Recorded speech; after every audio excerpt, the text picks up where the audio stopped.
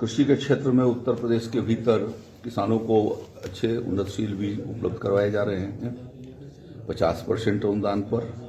अभी हम लोगों ने दलहन और तिलहन की खेती को बढ़ावा दिए जाने के लिए लगभग 11 लाख किसानों को हमने निःशुल्क मिनी किट उपलब्ध करवाए हैं, जिससे राज्य के भीतर तिलहन और दलहन की खेती को बढ़ावा दिया जा सके। इस समय कृषि यंत्रों के पोर्टल खोले गए हैं जो 15 दिसंबर तक खुले रहेंगे। कोई भी किसान भाई यदि कृषि यंत्र चाहता है तो वो कृषि यंत्र ऑनलाइन कर सकता है। और अब की बार व्यवस्था में ये बदलाव कर दिया है कि उनको लॉटरी निकाल करके दिया जाएगा। पहले फर्स्ट कम फर्स्ट सर्व था, तो कुछ जगहों से अनियमितता की शिकायतें बार बार किसानों के द्वारा होती थी। अब की बार ये व्यवस्था कर दिया है कि उसके लिए जितने एप्लीकेंट आएंगे उनके सामने उसकी लॉटरी डिस्ट्रिक्ट मजिस्ट्रेट की उपस्थिति में निकाल दी जाएगी और उनको जिनको फिर टोकन मिल जाएगा उनको एक निर्धारित अवधि के भीतर कृषि यंत्र खरीदने होंगे। इस समय हमारी राज्य स्तरीय गोष्ठी रबी की पूरी हो चुकी है और राज्य के भीतर लगभग 140 लाख हेक्टेयर के भीतर रबी के फसल की बुआई होगी, जिसमें से 100 लाख हेक्टेयर के करीब गेहूं की फसल लगाई जाएगी और शेष में दलहन और तिलहन अन्य फसलों को लगाया जाएगा। उस दृष्टि से हमारी मेरठ मुरादाबाद मंडल की मुरादाबाद के भीतर और बरेली और अलीगढ़ मंडल का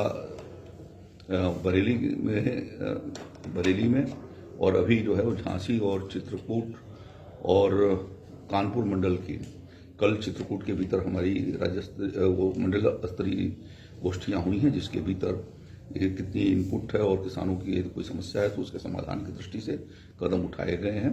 हमारी योजनाओं का कारगर लाभ उत्तर प्रदेश के किसान भाइयों को मिल रहा है। अब तक राज्य में जो अभी खरीफ की फसल गई उसमें से बाजरे की करीब 2 लाख मीट्रिक टन से ज़्यादा यानी 20,000 कुंटल बाजरे की खरीद ये 2500 रुपये प्रति कुंटल के हिसाब से की गई है।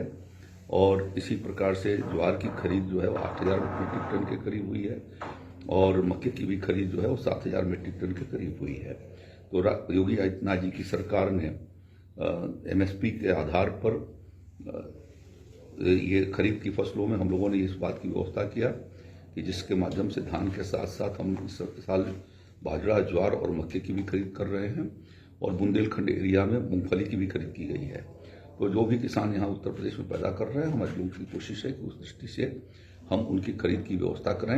मैं प्रधानमंत्री आदरणीय नरेंद्र मोदी जी को धन्यवाद देना चाहता हूँ कि उन्होंने बड़े अच्छे तरीके से एमएसपी में उन्होंने वृद्धि कराई और उन्होंने डॉक्टर स्वामीनाथन का जो फार्मूला था या रिकमेंडेशंस थे उसको ध्यान में रखते हुए पहली बार मोदी जी की सरकार ने उसको अमल किया, जिससे कई फसलों की कीमतें 2 गुना से ज़्यादा एमएसपी तय की गई हैं और कुछ में 2.5 गुना से भी ज़्यादा रखी गई है।